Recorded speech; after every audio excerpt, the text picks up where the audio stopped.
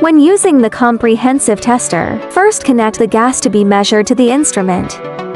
When shipped, the box comes with a white tube like this. Insert one end into the instrument. The other end is connected to the gas source to be measured. After connecting the tube, turn on the instrument.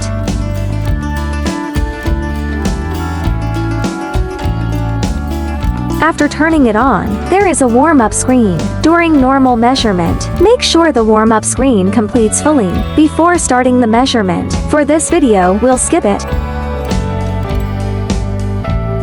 This screen is for moisture measurement. It shows moisture, dew point, moisture, and flow rate. This is for purity. It shows purity, temperature, and flow rate. This side shows the 4 decomposition products. This side shows temperature, humidity, and flow rate. When measuring, tap here to measure dew point. Tap here for purity. Tap here for decomposition products. After tapping, there is a menu. Under the menu, here you can save data, print data. When needed, you can print. Here you can also delete data. This is for setting the time. When measuring, first open the gas source valve.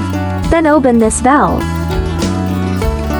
After opening it, adjust the knob on the instrument itself. Fine-tune.